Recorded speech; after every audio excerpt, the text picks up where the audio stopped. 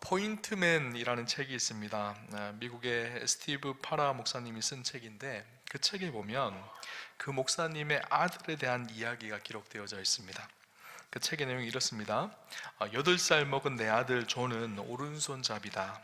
그래서 농구를 할 때 자연스럽게 오른손으로 드리블을 했다. 존은 왼손으로 드리블을 하려고 시도하는 일이 거의 없었다. 나는 작년에 존이 왼손을 쓰도록 돕기로 마음먹고 존에게 왼손을 사용해 보라고 여러 번 권했으나 존은 싫어했다. 너무 어려웠기 때문이다. 그래서 나는 접근 방식을 바꿔보았다. 아들이 골을 넣기 전에 왼손으로 드리블을 하면 2점에 드리블을 한 숫자를 곱해서 점수를 주기로 한 것이다. 왼손으로 3번 드리블을 했으면 2점이 아니라 6점이 된다. 여러분 무슨 말인지 이해가 되셨죠? 이렇게 오른손으로 드리블을 하면 2점인데 왼손으로 드리블을 했으면 왼손으로 드리블한 그 개수를 곱해서 점수를 주기로 했다는 거예요. 왼손을 많이 쓰게 하기 위해서죠. 처음에 아들은 힘겨워하며 투덜댔다. 하지만 난 아들을 격려해 주었다. 용기를 북돋고자 이따금씩 아들의 오른쪽 귀를 열어주었다. 오른쪽 귀를 열어주었다라는 것은 왼손으로 치고 나갈 수 있도록, 왼손을 드리블할 수 있도록 그렇게 귀를 열어준 것이죠. 몇 주가 지나자 존은 4점을 냈다. 그리고 몇 달이 지난 뒤에는 18대 0으로 내가 지고 말았다. 올여름 아들은 인근 대학 농구부의 코치와 직원들이 주최하는 어린이 농구 캠프에 등록했다. 그날 아들은 아침에 했던 연습에 대해 이야기해 주었다. 코치는 농구장 중앙선 너머에 말뚝을 세워놓고 아이들에게 오른손으로 드리블을 해서 말뚝까지 갔다가 돌아올 때는 왼손으로 드리블 하라고 지시한 것이다. 저는 남들보다 경쟁에서 한참 앞섰다. 아빠, 모두들 오른손으로는 드리블을 잘했지만 왼손으로 공을 몰고 돌아올 때는 다 느렸어요. 제가 1등을 했어요. 그러는 것입니다. 존이 자랑스럽게 그렇게 이야기했습니다. 여러분, 우리가 안 하던 것을 하려고 그러는 것은 참 쉽지 않습니다. 새로운 습관을 길들이기가 참 쉽지 않죠. 그러기 위해서는 훈련의 시간이 반드시 필요합니다. 그런데 우리의 신앙생활도 마찬가지죠. 예수 믿는다라는 것은, 믿음으로 산다라는 것은 무엇일까요? 나의 옛 습관, 옛 자아를 벗어버리고 새로운 습관을 가지고 살아간다는 것이거든요. 그래서 반드시 필요한 것이 무엇인가 하면요, 훈련이 필요합니다. 손흥민 선수가 그의 탁월함은 무엇인가 하면 왼발도 가능하고 오른발도 가능하다는 거예요. 원래 손흥민 선수는 오른발잡이였습니다. 그런데 왼발을 훈련하기 위해서 어떻게 훈련을 했는가 하면 왼발 축구와 왼쪽 축구와 앞에 앞정을 꽂아놨다고 합니다. 그래서 왼발로 공을 차면 그 오른발에 앞정을, 오른발 축구와 끝에 앞정을 꽂아놔서 오른발로 공을 차면 앞정에 찔리는 거예요. 그래서 오른발을 안 쓰고 왼발만 쓸 수 있도록. 그래서 하루에 1000번 이상씩 왼발 슈팅을 연습했다고 합니다. 그리고 나서 한참이 지나고 나서 왼발이 자연스러워진 것이죠. 새로운 습관을 기른다는 것이 그렇습니다. 반드시 훈련의 시간이 필요한 것이죠. 우리 신앙생활도 마찬가지입니다. 신앙생활이 보다 성숙하고 온전한 단계로 나아가기 위해서 반드시 필요한 것이 있는데요, 새로운 습관을 기르는 것이고, 그 새로운 습관을 기르기 위해서는 반드시 훈련의 과정이 필요하다는 거예요. 이런 말이 있습니다. 제자는 태어나는 것이 아니라 훈련으로 만들어진다. 제자는 태어나는 것이 아니라는 거예요. 훈련으로 만들어진다는 거예요. 사실 저는 제자는 태어나야 되고 그리고 훈련의 과정이 있어야 된다라고 생각을 합니다. 무슨 말일까요? 처음에 그리스도인으로 우리가 태어나야 합니다. 하나님의 자녀로, 예수를 그리스도로 고백하고 저와 여러분이 새롭게 거듭나야 되죠. born again, 다시 태어나는 은혜가 있어야 합니다. 중생이라고 합니다. 중생의 은혜가 있으면 그 다음부터 어떻게 해야 될까요? 이제는 자라가야 되는 거예요. 태어났다고 해서 바로 어른이 되는 것이 아닌 것처럼, 예수를 믿는다고 해서 바로 성숙한 그리스도인이 되는 것이 아니라는 거예요. 어린아이가 되어지고, 그리고 어린아이에서 청소년이 되어지고, 청소년에서 청년이 되어지고, 청년에서 장년 어른이 되어지고, 영적 부모가 되어지는 것처럼 자라가는 과정이 반드시 있어야 되는 것이고, 그 단계 속에서 훈련의 과정이 반드시 필요하다는 것입니다. 그냥 성장하고 그냥 훈련하는 것이 아닙니다. 어떤 분은 교회를 훈련소, 군대에 비유하는 분들이 있습니다. 그리스도인의 삶이 어찌 보면 군 입대하는 것이거든요. 군 입대하면 바로 군인이 됩니다. 그런데 군인으로서 영향력을 바로 발휘하지는 못합니다. 아직 여전히 세상의 생각들과 세상에 살았던 삶의 패턴이 있기 때문이에요. 그것을 훈련해야 되죠. 그래서 어디로 가죠? 처음에 바로 군대를 보내서 바로 자대 배치를 하는 것이 아니라 훈련소로 가죠. 훈련소에 가서 세상의 습관들을 빼내요. 그리고 군인으로 새롭게 살 수 있도록 훈련을 합니다. 교회도 마찬가지예요. 예수를 믿고 내가 예수님을 구주로 고백하면서 바로 내가 그리스도인으로 탁월하게 살아가는 것이 아니에요. 교회는 훈련소입니다. 온전한 그리스도인으로 세상 속의 하나님의 백성으로 잘 자라가고 성장하고, 그래서 하나님 앞에 아름답게 쓰임받기 위해서 우리가 훈련하는 과정이 반드시 필요한 것입니다. 군대에 입대했다고 해서 바로 귀신 잡는 해병이 되는 것이 아니라, 군대에 입대했다고 바로 특전사가 되는 것이 아니라 훈련의 과정이 거쳐야지 그렇게 되는 것이죠. 우리 그리스도인들이 주님 앞에 온전한 제자로 예수 닮은 하나님의 백성들로 살아가기 위해서는 반드시 훈련이 필요합니다. 나의 옛 습관을 벗어버리고 그리스도 안에 새로운 습관을 길러야 되는 것이죠. 근데 우리가 하는 오해가 몇 가지 있습니다. 첫 번째 오해가 무엇인가 하면, 예수 믿고 구원받으면 영적 성장은 자동으로 된다는 생각이에요. 많은 사람들이 그렇게 생각합니다. 시간이 지나면, 1년이 지나고 2년이 지나고 10년이 지나고 20년이 지나면 나는 자동적으로 영적으로 성장하여서 변화된 그리스도인이 될 것이라고 생각을 합니다. 그런데 그렇지 않습니다. 10년이 지나도 20년이 지나도 여전히 영적인 어린 아이로 살아가는 사람이 있고요, 또 어떤 사람은 여전히 아직 태어나지 않은 사람도 있어요. 그렇죠? 그리스도를 구주로 고백하고 예수님 안에서 거듭난 중생한 그리스도인으로 살아야 되는데 아직 예수님을 인격적으로 만나거나 변화되는 경험을 하지 못한 사람도 있고요, 그렇게 예수를 믿는다고 하지만 아직 영적인 어린아이 수준에 있는 사람이 있는 거예요. 자라가야 되는데 자라가지 않습니다. 어린아이가 밥도 먹고 고기도 먹고 부모로부터 잘 양육을 받아야 자라가는데 양육이 되지 않는 거예요. 그러니까 여전히 어린아이 수준에 머물러 있는 신앙인들이 많은 거죠. 교회에서 가장 힘들고 어려운 성도들이 누군가 하면요, 모태신앙들입니다. 모태신앙이 철이 들어서 훈련을 받고 잘 성장해야 되는데 철이 들지 않고 훈련을 받지 않으면 모태신앙이 모태신앙이 됩니다. 이것도 못해 저것도 못해 그렇게 되어지죠. 그리고 모태신앙이 삐뚤어지면 어떻게 될까요? 못된 신앙이 된다고 합니다. 우리의 삶에 반드시 필요한 것이요, 훈련이에요. 신앙의 훈련, 경건의 훈련이 필요한 것이죠. 신앙의 성장을 위해서는 의지적인 훈련의 과정이 반드시 필요합니다. 성장을 원해야 되고, 성장을 결심해야 되고, 성장을 위해서 노력해야 합니다. 두 번째, 우리가 흔히 하는 오해 한 가지가 무엇인가 하면, 훈련은 목사님들이나 선교사님들이만 하는 거지, 굳이 내가 훈련을 해야 될 필요가 있어 라고 생각하는 것이죠. 그냥 그저 그렇게 취미생활 하는 것처럼 예수 믿으면 된다라고 생각을 하는 거예요. 그런데 하나님은요, 우리 모두가 다 그리스도의 장성한 분량까지 성장하기를 원합니다. 점점 예수 닮은 그리스도인으로 변해가기를 원하시죠. 에베소서 4장 13절 14절에 이렇게 얘기합니다. 우리가 다 하나님의 아들을 믿는 것과 아는 일에 하나가 되어 온전한 사람을 이루어 그리스도의 장성한 분량이 충만한 데까지 이르리니, 이는 우리가 이제부터 어린 아이가 되지 아니하여 사람의 속임수와 간사한 유혹에 빠져 온갖 교훈의 풍조에 밀려 요동하지 않게 하려 함이라. 우리가 다 하나님의 아들을 믿는 것과 아는 일이 하나가 되어 온전한 사람을 이루어 그리스도의 장성한 분량이 충만한 데까지 이르라, 그렇게 말합니다. 누가요? 목사만요? 선교사님들만요? 중직자들만요? 아니요. 우리가 다 예수 믿고 그리스도의 장성한 분량까지 성장하기를 하나님은 원하신다는 거예요. 더 이상 어린 아이의 수준에 머물지 않기를 원하신다는 거예요. 그래서 오늘 성경은 뭐라고 얘기하고 있죠?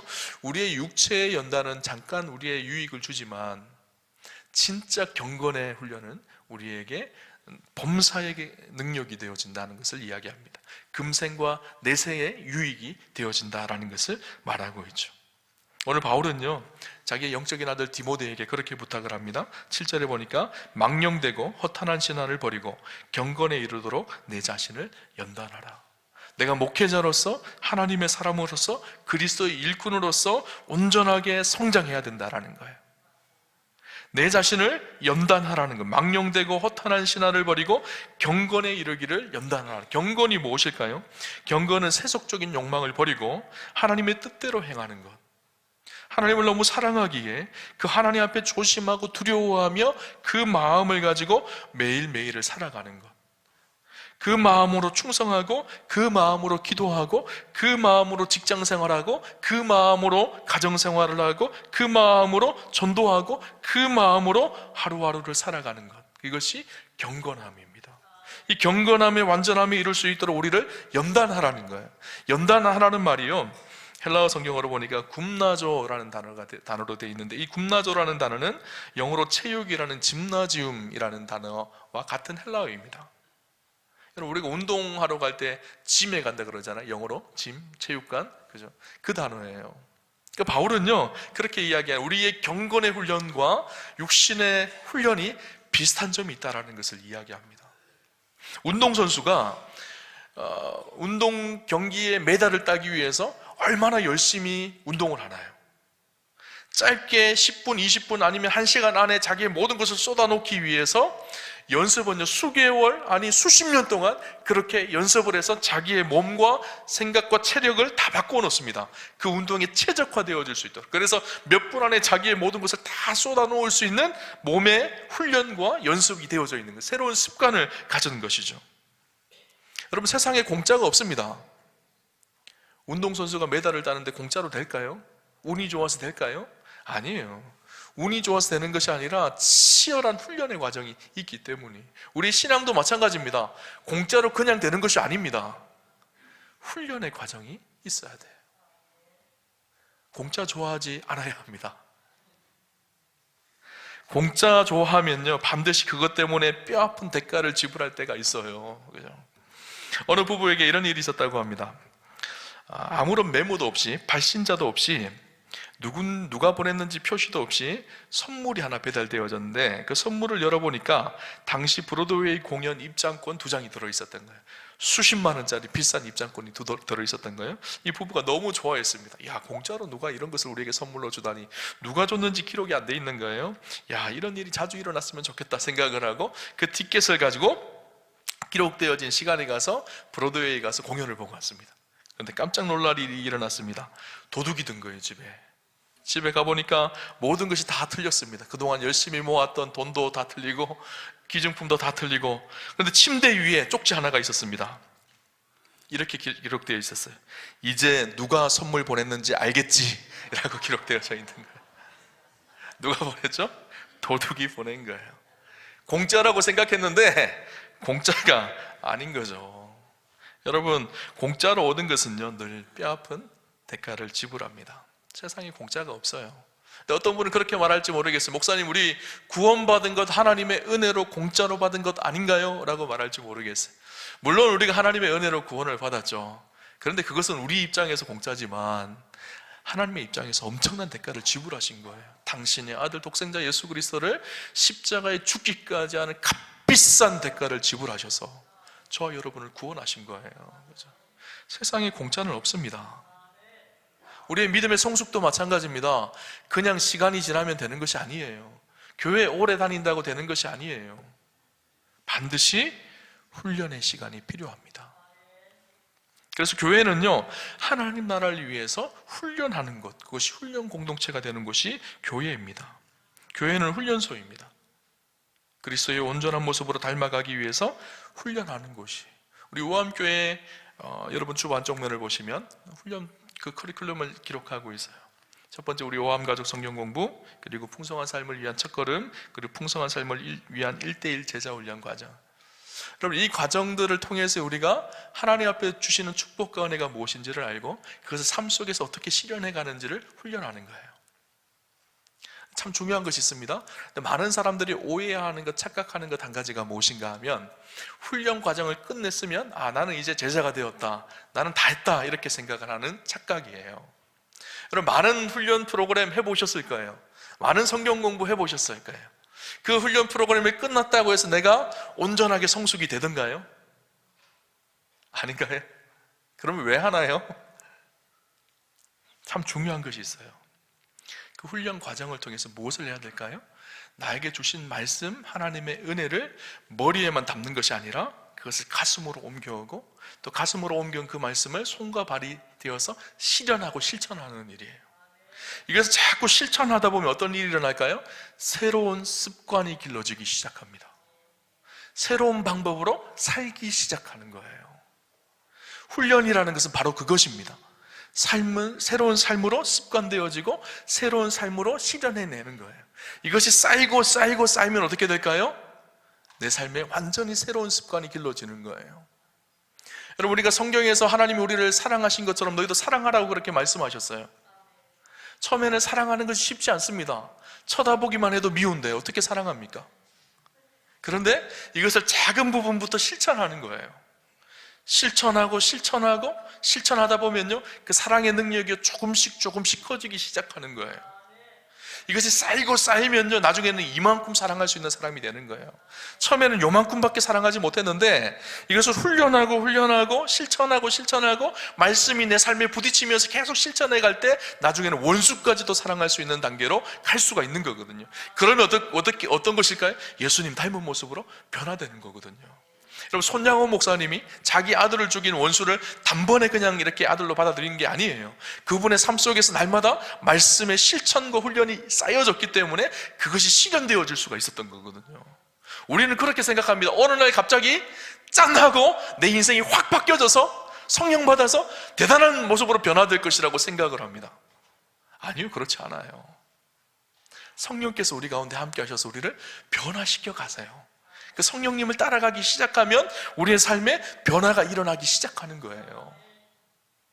그래서 반드시 필요한 것이 무엇인가 하면요, 훈련입니다. 성경의 위대한 하나님의 사람들이 그냥 하루아침에 된 것이 아닙니다. 다 훈련의 과정이 반드시 있었던 거예요. 여러분, 잘 아는 모세를 한번 생각해 봅시다. 모세가 40년 동안 애굽의 왕자로 살아갑니다. 그가 애굽에서 배운 것은 무엇이었을까요? 애굽의 힘이었거든요. 그래서 어떻게 했죠?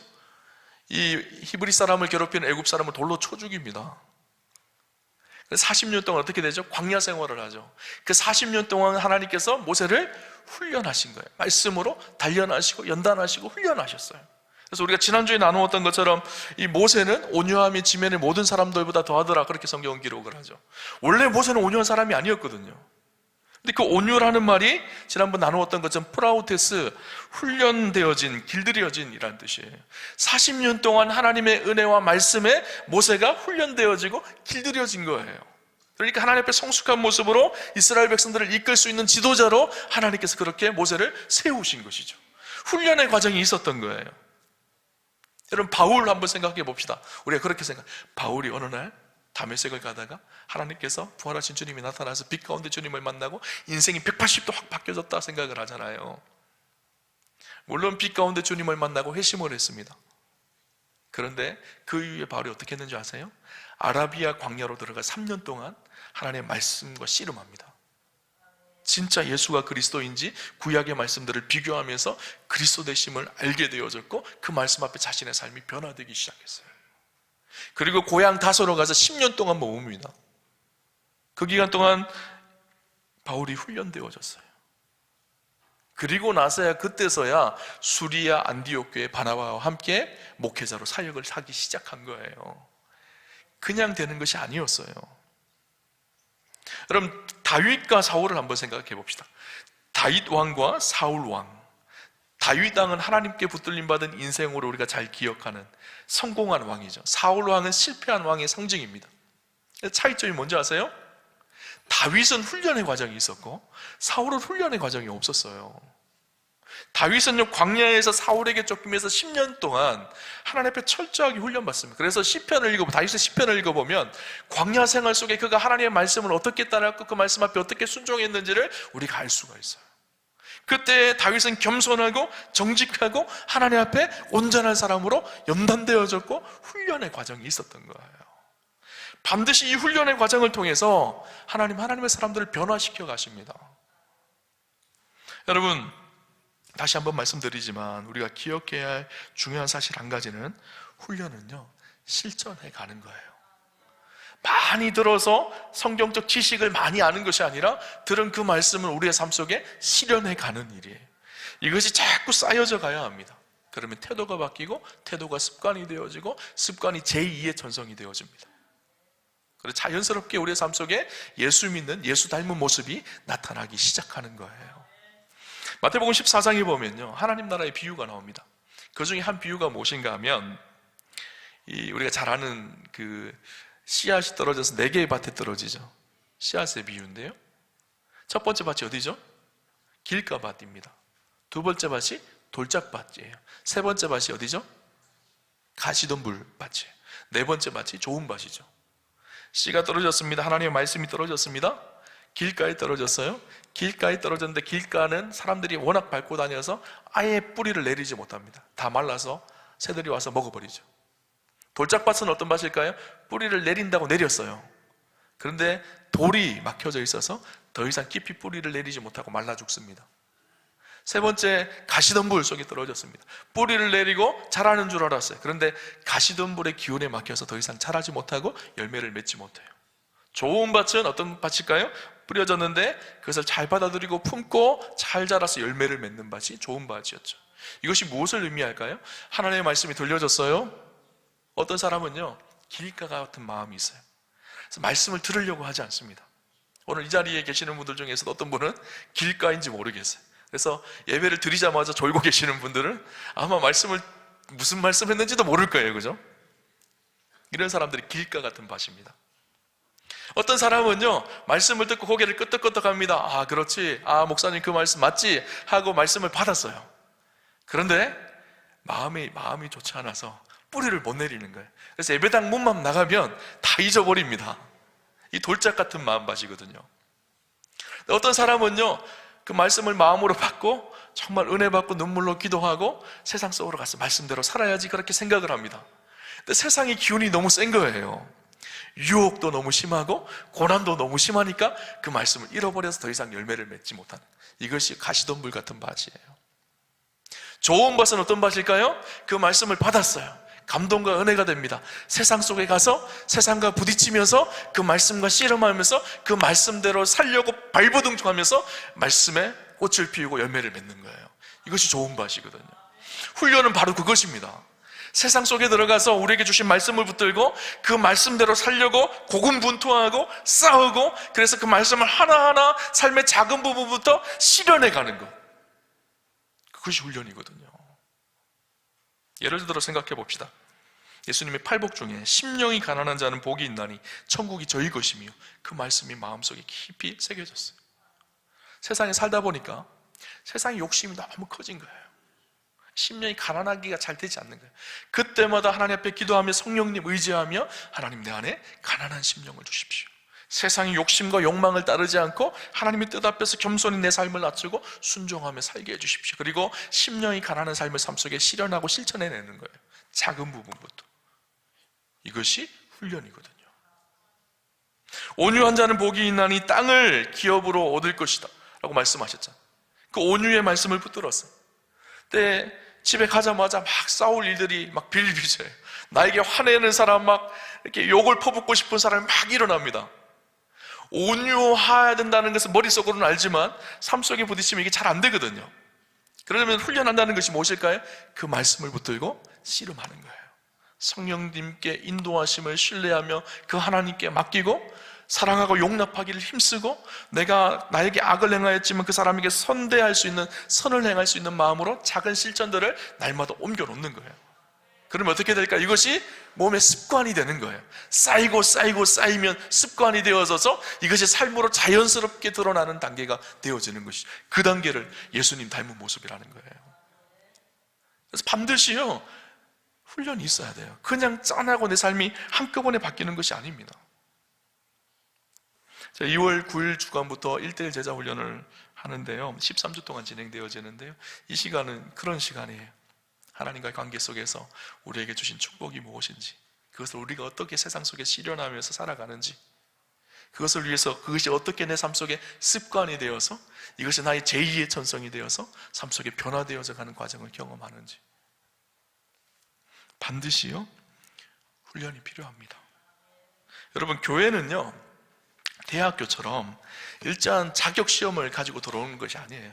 여러분 교회 등록하실 때 자격을 물어보던가요, 누가? 아니죠. 그냥 들어오셨어요. 등록 카드만 쓰면 다 받아줍니다. 그러다 보니까요 다 다릅니다. 여전히 미숙한 사람도 있고 아직도 세상의 성품을 그대로 가지고 있는 사람들도 있고, 그러니까 좌충우돌이에요. 부딪힐 때도 있고 다툴 때도 있고 싸울 때도 있어요. 그런데 참 중요한 것이 있어요. 처음에는 그렇지만 갈수록 어떻게 돼야 될까요? 점점 그리스도 안에서 같은 마음을 품고 같이 예수님 닮아가셔야 돼요. 10년 동안 20년 동안 신앙생활 했는데 여전히 아직 어린아이처럼 자기 욕심만 추구하고 싸우고 그러면 안 되는 거예요. 성숙의 과정이 반드시 필요합니다. 좋은 교회가 어떤 교회일까요? 단순히 사람만 많이 모이는 교회가 좋은 교회가 아니라 예수님 닮은 성숙한 사람들이 모여있는 공동체가 좋은 교회입니다.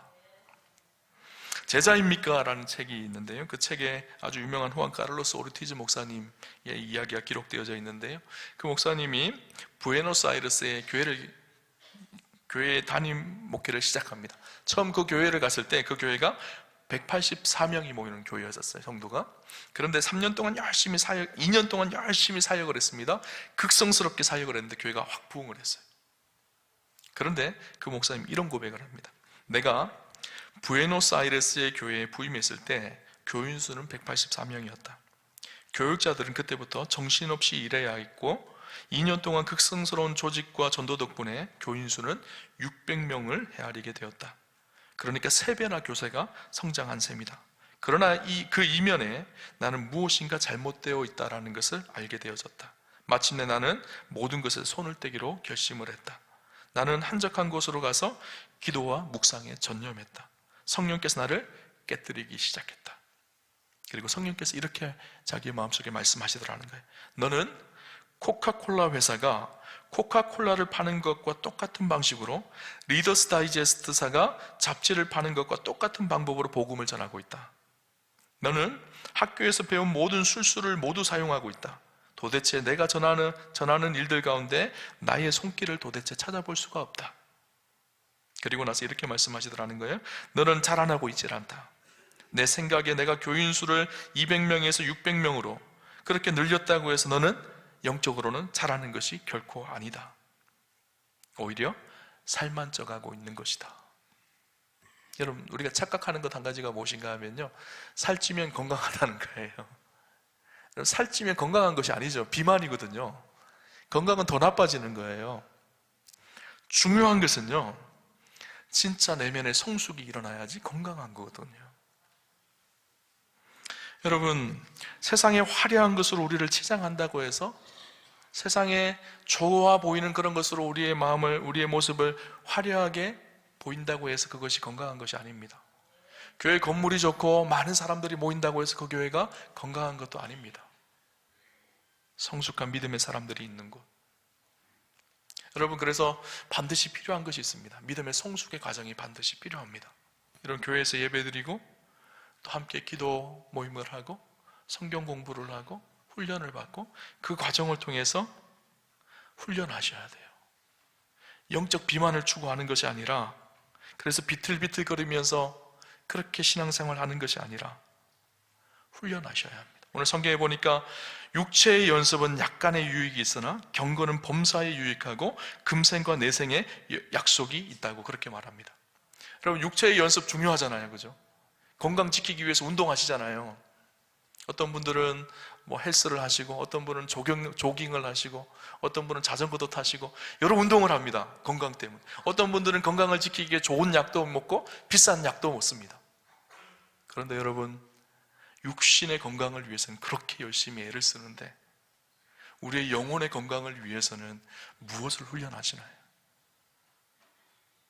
육신의 건강을 위해서는 그렇게 많이 투자하고 그렇게 돈을 많이 쓰는데 영혼의 건강을 위해서는 무엇을 투자하시고 무엇을 사용하시나요? 많은 사람들이 오해하는 것 한 가지가, 신앙생활의 오해가 무엇인가 하면 자꾸 옛날 생각을 해요. 내가 옛날에 이렇게 헌신했는데, 내가 이렇게 믿음 좋았는데. 여러분, 신앙생활은요 옛날팔이 하는 게 아니에요. 신앙생활 한다는 것은요 옛날보다 그 다음이 더 좋아지고, 그 다음이 더 좋아지고, 어제보다는 오늘이 더 예수님 닮고, 오늘보다는 내일이 더 성숙해지고, 더 거룩해지고, 더 주님 닮아가는 거예요. 근데 우리는 자꾸 옛날에 내가 이랬는데, 옛날에 어땠는데 이렇게 생각을 합니다. 아니에요. 성경을 보세요. 성경에 나오는 수많은 믿음의 사람들이 옛날팔이 하던가요? 아니요. 그들은 더 믿음이 날마다 거룩해지고, 날마다 진실해지고, 날마다 주님 더 사랑하고, 날마다 성숙해졌어요. 이것이 그리스도인의 삶이거든요. 오늘 축복하기를 저는 우리와 함께 성도님들이 날마다 거룩하고, 날마다 진실하고, 날마다 하나님 앞에 더 성숙해지는 축복과 은혜가 있으시기를 주님 이름으로 축원합니다. 그러기 위해서는요 반드시 훈련이 필요합니다. 그냥 되는 것이 아닙니다. 먼저 된 자가 나중될 수 있고요, 나중된 자가 먼저 될 수 있습니다. 교회를 오래 다닌 것이 중요한 것이 아니라 성숙한 그리스도인으로 자라서 하나님께 온전한 삶을 내어드릴 수 있는 그 삶이 중요한 거예요. 오늘 함께 예배드리는 사랑하는 성도님들, 경건한 하나님의 사람들로 성숙하고 온전해지시는 그런 축복이 있으시기를 주님 이름으로 축원합니다.